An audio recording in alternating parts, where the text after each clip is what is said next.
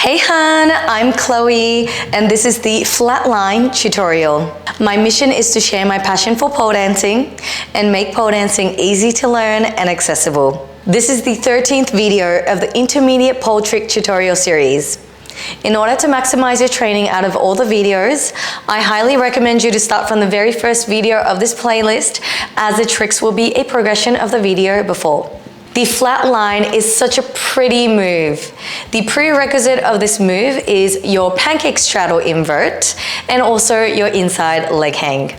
Make sure that you watch that before you do this one. This video is mirrored for your ease of learning.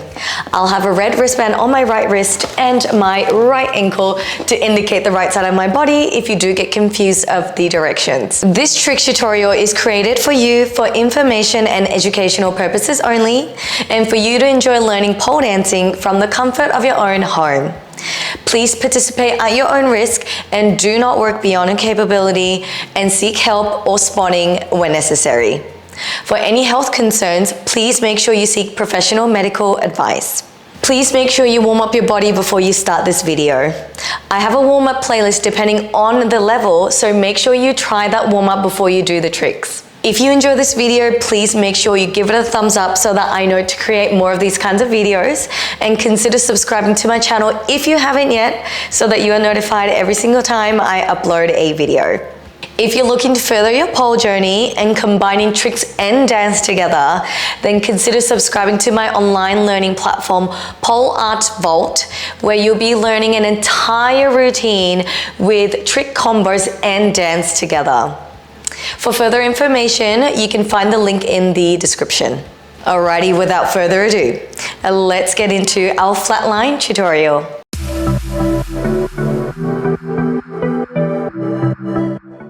Alrighty, now let's get into our conditioning.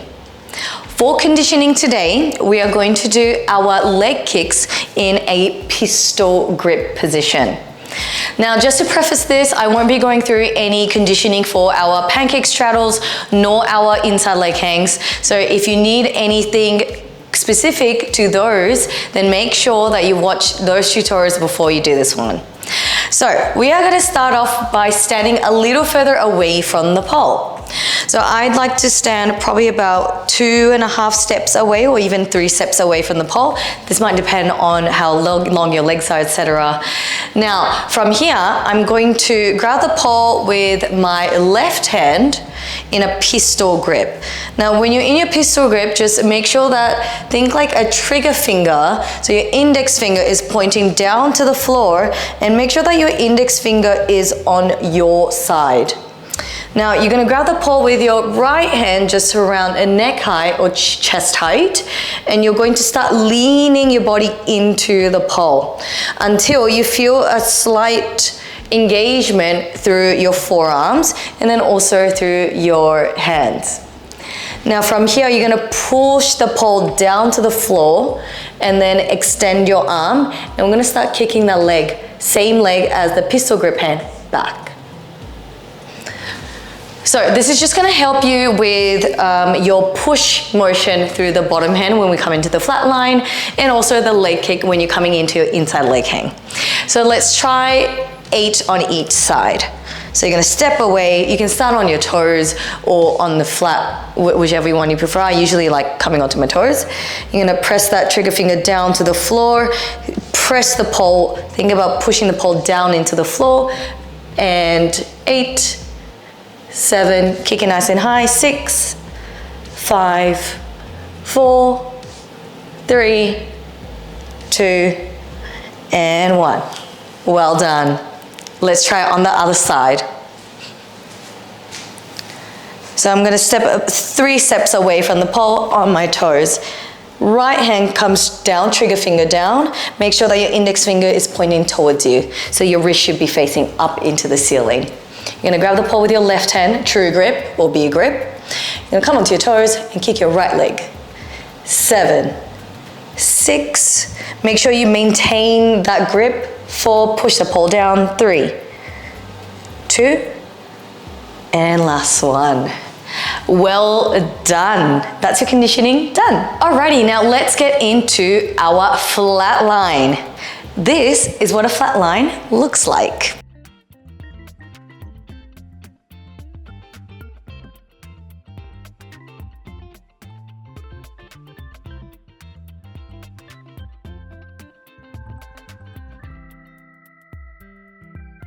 Alrighty, so let's break down our flat line. Now for the first portion, I'm gonna show you from a inside leg hang and then also on a static pole as well. Now you can obviously do this on spin or static, they both work. So you're gonna start in a pancake straddle into an inside leg hang. Now from there, you're gonna slide your hands in so that your fingers, or I should say your wrists, are facing away from you. And then you're gonna slide your hand down until both of your hands are right where your knee crease is. Your inside hand comes off. You're gonna push the pole down with your inside hand, trigger finger down, and then you're gonna take your outside leg up and over your head into a flat line. So the reason why it's called a flat line is because all the way from your hands to the tippy toes should be in one horizontal line. So let's just try this together. So we're gonna come into our pancake straddle. Hook your inside leg, slide your hand out so that you're not hooking over your hand. Kick that leg down to the floor. Inside hand comes down. Push yourself into the pole. Make sure that your legs are straight. And then your other hand comes up and over, and then you're in your flat line. To come out, grab the pole back, straddle your outside leg, grab the pole, inside leg, then stepping down. Well done. Now let's try this on the other side, but this time I'm gonna show you on spin so that you have different, I guess, views of the flat line. So we're coming into our pancake straddle.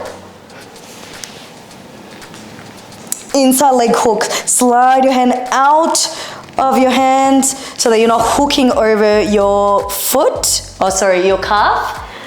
Inside hand slides down, push the pole down into the floor, kick that leg backwards, and then you're gonna extend your arm all the way into a flat line.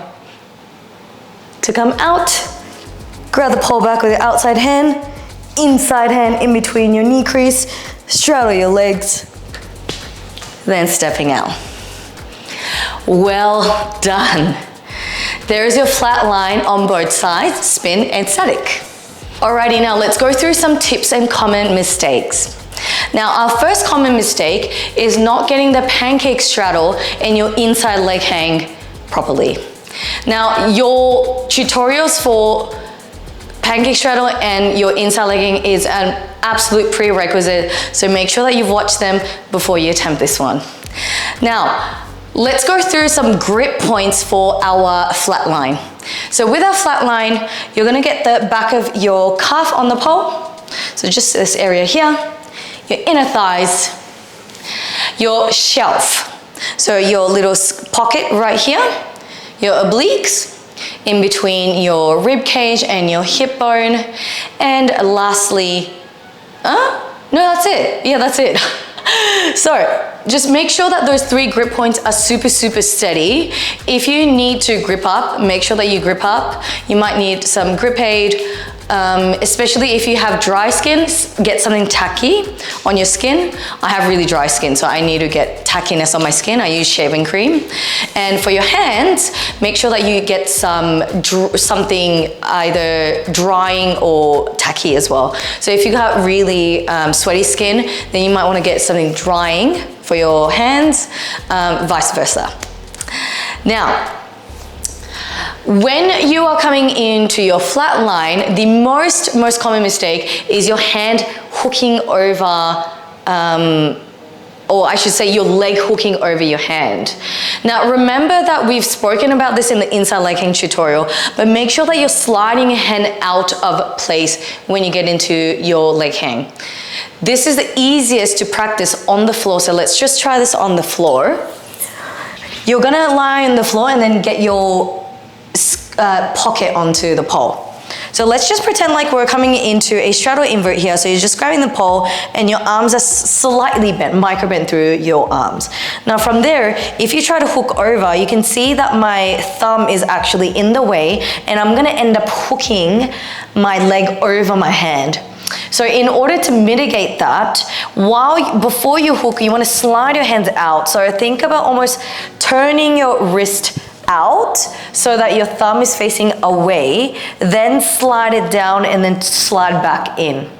So what I think of doing is my hand is going from, I'm grabbing it here, I slide it this way so that my thumb is turning away, my fingers are closed in, and then I slide it back down. And that's going to help you with getting your hand out of the way so that you're not hooking your leg over your hand. If you have long nails, you're probably gonna break it. I've done that multiple times. It is not a fun time. Now, let's go through the bottom trigger finger. Now, if you feel like your trigger finger hand is hurting in that flat line, try not to overdo it because it might be a cause of wrist injury. Again, wrist injuries are not fun. You won't be able to maybe pull for a few days, few weeks, few months, who knows, depending on the severity. So make sure that you seek professional help if your wrist is starting to hurt. Maybe ask a physio, go to your doctor, and then make sure you check out your wrist. Now, when you're pressing through, just remember that you don't want to turn your wrist in. Think about pushing away. So when you're doing any sort of trigger finger motion, you want to ensure that your wrists are facing directly up into the ceiling. A common mistake here is turning your wrist in, and that's gonna create a little bit of tension and yuckiness through your wrist. So make sure that your wrist is facing up as you push. In terms of the motion, you want to think about pushing the pole down into the floor. It's almost you're trying to set the pole down, and that's going to help you push. Now, the other common mistake is your chest dropping. So make sure that your body is horizontal to the floor. If you drop down too much, then your body's not going to be flat. I mean, there's no right or wrong for this, but in order to achieve the full look or the move, you want to ensure that your body is horizontal to the floor. So in order to do that, once you come into your pancake, you just want to slide your inside hand down, but try not to drop your hand too far low. Slide your hand up, wrist facing up, and push out of the shoulder. So you want to think about almost extending your arm, and then in your flat line. Now, with your full flat line, you want to think about pushing your chest up into the ceiling, open through your chest, and then make sure that your hand is right next to your ear. And that's going to achieve the full flat line.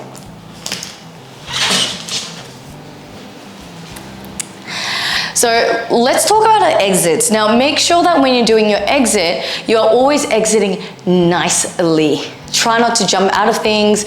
If you feel like you're sliding, that's totally understandable. You might have to slide onto your back, tuck your chin in, totally fine. But in terms of practicing your exits, make sure that you always come out of it from an inside leg hang into a straddle. Now let's go through our hand motion, because that's another crucial part of making that elevation in the move.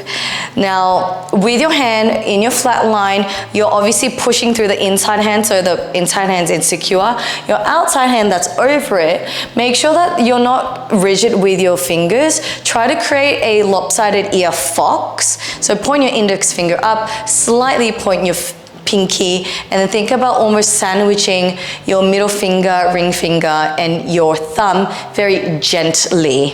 That's going to create more of a beautiful fingertip and hands. Try not to be too rigid with your wrists either. You want to be a little bit gentle with your wrists as well. So make sure that you keep practicing your hand movements, because that's going to really elevate your move to the next level.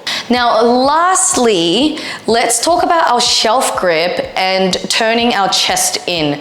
Now, this is another common mistake where I see a lot of people twist their body towards the pole too much and they drop out of it. So remember that yes, you do need to twist slightly into the pole as you grab the pole with your inside hand, but once you do that, make sure that you still twist your chest away or up into the ceiling, because that's how you get all the grip through your leg and also through your shelf.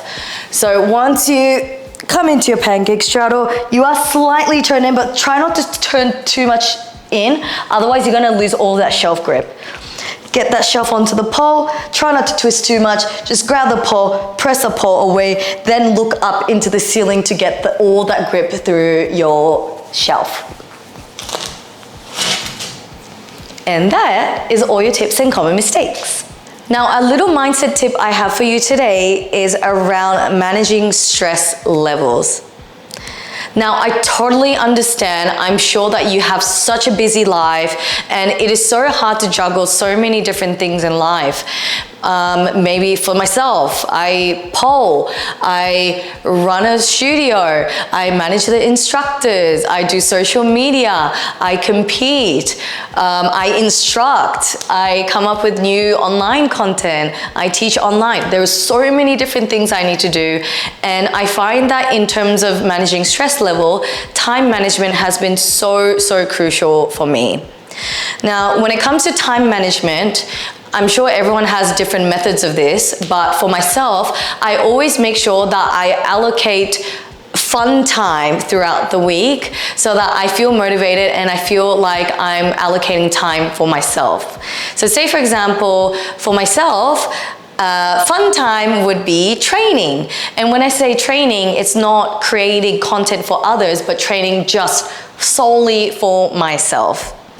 Another fun time for me is hanging out with Cheddar and Truffle, my cats who are sleeping right now.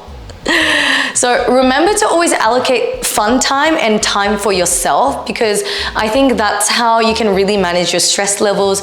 You feel like you're really satisfied because you are putting time aside for yourself. And always remember that managing time, I know it's really hard, but try allocating about maybe 30 minutes in a week to schedule things in, and that's gonna help you so much with workflow and also scheduling some training time and just overall having a fulfilling and happy life. Thank you so much for joining me in the Flatline tutorial. I hope you enjoyed it, and I shall see you in the very next tutorial. Bye!